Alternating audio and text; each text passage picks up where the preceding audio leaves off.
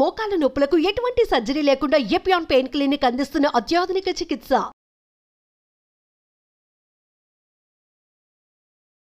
అధిక బరువు ఎలాగా మేనేజ్ చేయాలంటే బరువు 3 రకాలుగా ఉంటాయండి. జస్ట్ ఓవర్ వెయిట్ అంటాం. మనకి ఉండవలసిన బరువు కంటే కొంచెం పెరుగుతుంటే అది ఓవర్ వెయిట్ అంటాం. అంతకంటే ఎక్కువ ఉంటే కొంచెం మరీ ఎక్కువగా పెరిగిన వాళ్ళు స్థూలకాయాలు అంటే బాగా పెరిగిపోయిన వాళ్ళు 3 రకాలు ఉంటారు. ఇప్పుడు మన హైట్‌కి పట్ట బరువు ఉండాలి. హైట్, వెయిట్ కలిపితే బాడీ మాస్ ఇండెక్స్ అంటారు. ఆ విధంగా మనకు దానికి ఒక స్టాండర్డ్ ఉంది. ఇంత హైట్‌కి ఇంత బరువు ఉండాలి అని. సో, ఆ స్టాండర్డ్స్ ప్రకారంగా మనం మెయింటైన్ చేసుకుంటూ ఉంటే మనకు ఆ బరువు కంటిన్యూయస్‌గా ఒకటే రకం చేసుకునేలా చూసుకోవాలి. ఆ పద్ధతులు మీకు తర్వాత చెప్తాను. First body mass index maintain చేసుకోవాలి. అంటే మనిషి యొక్క హైట్‌కి తగ్గ బరువు ఉండాలి. హైట్ తక్కువ, బరువు ఎక్కువ ఉంటే దాన్ని కంపల్సరీ బరువు తగ్గించవలసిన అవసరం ఉంది. హైట్ ఎక్కువ ఉండి బరువు తక్కువ ఉంటే ప్రాబ్లమ్ లేదు గానీ, హైట్ తక్కువ ఉండి బరువు ఎక్కువ ఉంటే మటుకు ప్రాబ్లమ్. అది దాన్ని ఒబేసిటీ అంటాం. ఆ ఒబేసిటీ అన్న దాంట్లో 3 రకాలు ఉన్నాయి. జస్ట్ ఓవర్ వెయిట్ అంటే కొంచెం బరువు పెరిగినోళ్ళని ఓవర్ వెయిట్ అంటాం. వాళ్ళకి చాలా ఈజీగా కంట్రోల్ చేయొచ్చు. ఇంకోటేమో మిడిల్ ఏజ్డ్. ఒబేసిటీలో హైయర్ లెవెల్స్ ఉంటాయి. దాన్ని మార్బిడ్ ఒబేసిటీ అంటారు. అది కండరాల్లో కొవ్వులు అవి బాగా ఎంత పెరిగిపోయినాయి అంటే ఇంక అది తగ్గలేనిది. అది మార్బిడ్ ఒబేసిటీ అంటారు. ఇలా 3 రకాలుగా ఉంటారు. ఇయన్నీనేంటంటే బరువు పెరగడానికి కారణం ముఖ్యం. 1 ఆహారం, 2 వ్యాయామం.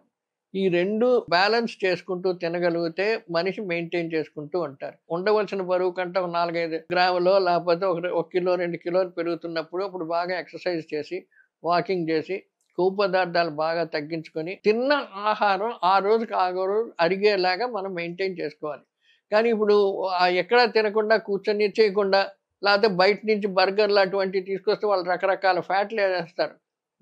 మన ఇంట్లో వాడిన కొవ్వు పదార్థాలు రకరకాలు చేస్తారు. అవి ఒక బర్గర్ తినేద్దాం అనుకుంటారు. ఆ బర్గర్ తినేసి వచ్చిన తర్వాత మళ్ళీ సాయంకాలం ఇంకేదో తింటారు. దీంతో మనకు ఓవరాల్ క్యాలరీస్ శరీరంలో పెరిగిపోవడం వలన దానికి మనిషి బరువు రెగ్యులర్‌గా పెరిగిపోతూ ఉంటారు. రోజు రోజుకి నీకు వెయిట్ ఇంక్రీజ్ తెలుస్తూ ఉంటుంది. అది కాకుండా కంట్రోల్ చేసుకోవాలంటే మనం ఫస్ట్ తిన్న ఆహారం ఒంటికి పట్టేలాగా మనం వ్యాయామం చేసుకోవాలి. ఏదో ఒక రకమైన ఎక్సర్సైజ్ వాకింగ్ అన్నా చేయాలి, సైక్లింగ్ అన్నా చేయాలి. లేకపోతే ఇంట్లో అప్ అండ్ డౌన్ మెట్లుంటే 10 సార్లు పైకెక్కి కిందకి రావడం అన్నా ఉండాలి. మన తిన్న ఆహారం కరెక్ట్‌గా ఏ రోజుకి ఆ రోజు అరిగిపోవాలి. అరిగిపోయి వాడేసుకోవాలది. అది వాడేసేస్తే మనం తిన్న ఆహారంలో ఉన్న ఇంధనం అంతా మనం వాడేస్తే అప్పుడు మళ్ళీ ఒంటిలో పట్టదు.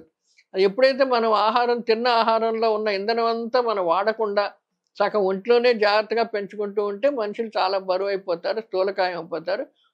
మార్బిడ్ ఒబేసిటీ అంటే ఇంక అది తగ్గించడానికి లేకుండా కండరాల్లో కొవ్వు పట్టేసి చాలా కష్టం తగ్గించుకోవాల్సిన అవసరం. ఆ లెవెల్ వరకు వచ్చేస్తారు. ఎక్కువ ఒబేసిటీ ఉన్నప్పుడు ఎన్నో రకాల షుగర్ రావచ్చు, బీపీ రావచ్చు, హార్ట్ ప్రాబ్లమ్స్ రావచ్చు.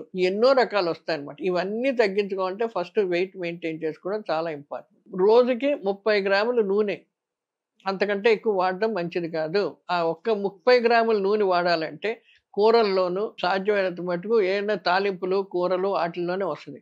డీప్ ఫ్రైడ్ ఫుడ్ పూరీలు, వడలు, ఫ్రైస్ అంటారు. ఈ ఫ్రైస్ పొటాటో ఫ్రైస్ ఇవన్నీ ఉన్నాయి. ఇంకోటి ఇంధనం మనకి ఎక్కువగా వచ్చేది నూనె ఒకటే కాదు. ఇంకోటి గింజ ధాన్యాలు, దుంపలు మనకి ఎక్కువ పొటాటోస్, బంగాళదుంప చాలా ఎక్కువ వాడుతూ ఉంటారు. ఇయన్నీ ఆలు అంటాం. మరి దుంపలు ఎక్కువ వాడడం వలన క్యాలరీస్ ఎక్కువ పెరిగిపోతాయి. మనుషులు చాలా బరువు పెరిగిపోతారు. ఫస్ట్ అవి కంట్రోల్ చేయాలి. రెండోదేంటంటే నూనె రోజుకి 30 గ్రాములే వాడాలి. అంటే 5, 6 స్పూన్లు వాడాలి. మనం ఎప్పుడు డీప్ ఫ్రైడ్ అంటే మళ్ళీ చెప్తున్నాను. నూనెల్లో వేయించి తీసి తినడం మంచిది కాదు. చాలా నూనె పట్టేస్తుంది కాబట్టి మనిషి అసలు తగ్గలేరు. సో, ఈ మనిషి తగ్గాలి, మనకు కావాల్సినంతే ఉండాలి. రోజుకి ఇప్పుడు మామూలుగా శరీరానికి 1200-1500 క్యాలరీస్ రావాలి. ఇవన్నీ ఏంటంటే పప్పు, బియ్యము, అన్నము, కూరలు, నూనె అన్నీ కలుపుకొని రావాలి. నూనె ఒక 10 తీసుకుంటే అక్కడే 200 క్యాలరీస్ వచ్చేస్తున్నాయి. అందుకని అది ఒక్క పూటలో ఒక చిన్న ఫ్రూట్ 2 పూరీలు తింటే మీకు 200 క్యాలరీలు వచ్చేస్తున్నాయి. ఇలాగ మీరు చూసుకోకుండా తినేస్తూ ఉంటే క్యాలరీస్ పెరిగిపోతాయి. ఎక్సర్సైజ్ ఉండదు. మీరు దాన్ని వాడుకోలేరు ఆ క్యాలరీస్‌ని. బరువు బాగా పెరిగిపోతూ ఉంటారు. ఇప్పుడు మనం ఒక పట్టిక చెప్తాను నేను. ఏ రకమైన గింజ ధాన్యాలన్నా మరపట్టిన తక్కువ గానీ, లేదా మరలేని ఉత్తినే ఇలా గోధుమలు వాటికి ముడి గోధుమలతోటి పిండి ఆడించుకొని వాడినవి గానీ, పప్పులేమో హోల్ పప్పులు అంటే ముడి పప్పులు. దాన్ని మొలకెత్తించి గానీ, ఆటిలతోటే రుబ్బేసి మన ఇడ్లీలు, వడలు అలాంటివి గానీ వాడడం. మళ్ళీ ఇప్పుడు రాజ్మా, శనగలు ఇవన్నీ కూరల కింద వాడతాం. అలాగ వాడినా మనకి ఎక్కువ ఇంధనం రాదు. దాంట్లో పీచు ఎక్కువ ఉంటుంది కాబట్టి క్యాలరీస్ ఎక్కువ ఇదవుద్ది. మనిషి బరువు పెరగడం అంటూ ఉండదు. అదే విధంగా రోజుకి 5 గ్రాములు, 6 గ్రాములు నూనె. ఆ నూనె అంటే నూనె ఒకటే కాదు. నూనె గాని, వెన్న గాని, తర్వాత నెయ్యి గాని ఏదైనా కలిపి 30 గ్రాముల కంటే ఎక్కువ తీసుకోకూడదు. అంటే 5, 6 స్పూన్ల కంటే ఎక్కువ ఉండకూడదు. మీరు అదే 2 పూరీలు తీసుకుంటే అక్కడే 30 గ్రాములు అయిపోతాయి. ఒక బర్గర్ తింటే అక్కడే 50 గ్రాములు అయిపోద్ది. ఇలా తర్వాత చాలామంది శాండ్‌విచ్‌లు అంటారు. బోలెడంత చీజులేసేస్తారు.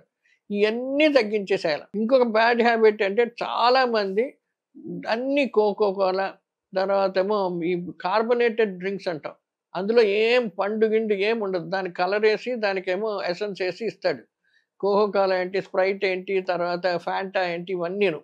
అయన్నీ తెచ్చుకొని తాగేస్తుంటారు ఎండాకాలం. అయి చాలా మనుషుల్ని బరువు చేస్తారు. అది అస్సలు పనికిరాదు. కాస్త ఫ్రూట్ జ్యూసెస్ గానీ, అయి తీసుకొని జ్యూస్ చేయించుకొని తాగడం గానీ, ఫ్రూట్ జ్యూసుల కింద తీసుకోవడం మంచిది గానీ, అలాంటి కార్బోనేటెడ్ బెవరేజెస్ అస్సలు వాడకూడదు. అవి పూర్తిగా మానేయడం మంచిది. ఇంకా ఏంటంటే బియ్యం ఎంత తక్కువ వాడితే అంత మంచిది. ఎక్కువ మరపట్టిన బియ్యం బాగా తగ్గించాలి. గోధుమలు, గింజ ధాన్యాలు ఇటువంటివన్నీ ఎంత వాడినా పర్వాలేదు. ఇప్పుడు ఏమైపోతుంది, రేషన్ షాపులోనేమో హైలీ పాలిష్డ్ రైస్ అని ఇస్తున్నారు. అది గవర్నమెంట్ ఇచ్చిన పద్ధతి ప్రకారంగా ప్రజలకి వాళ్ళు ఎక్కువగా తినేది ఇవ్వాలని చెప్పి గవర్నమెంట్ దాని ద్వారా ఇస్తున్నారు కాబట్టి అవి ఎలాగో మీకు పాలిష్డ్ బియ్యం వస్తున్నాయి. అందులో ఎక్కువ పీసే ఉండదు. దానివల్ల మీరు ఏం చేయాలంటే మిగతా తినే అవసరాలు ఆకుకూరలు అలాంటివన్నీ ఎక్కువ ఉంటే దాంట్లో ఎక్కువ రఫేజీ పీసు అన్నీ ఉంటుంది కాబట్టి దీనికి మీకేమో అనుబంధంగా ఉంటుంది. బరువు పెరగరు, కంట్రోల్ చేసుకోగలరు. కొవ్వు పదార్థాలు కూడాను ఒక్కసారే తినేయకుండా ఇప్పుడు పొద్దున్న, మధ్యాహ్నం, సాయంకాలం అన్నిట్లో చేసుకుంటే మన క్యాలరీస్ ఏమైపోద్ది, పొద్దున్న నుంచి మధ్యాహ్నానికి కొంత వాడేస్తాం కాబట్టి బాడీలో స్టోర్ కాదు. మళ్ళీ మధ్యాహ్నం నుంచి సాయంకాలం వరకు మళ్ళీ కొంత వాడతాం. అందుకని ఫుడ్ ఫేస్ అవుట్ చేసుకోవాలి. ఒక్కసారి ఎక్కువ తినేసి ఈ మధ్యాహ్నం నేను తిన్న పొద్దున్న ఫుల్గా తినేస్తానంటే కుదరదు. ఆ ఫుల్గా తినేసి ఎక్సెస్ ఫుడ్ ఏదైతే ఎక్సెస్ క్యాలరీస్ ఏదైతే ఉన్నాయో అది కొవ్వు కింద మారిపోయి బాడీలో ఉండి వెయిట్ పెరిగిపోతూ ఉంటారు.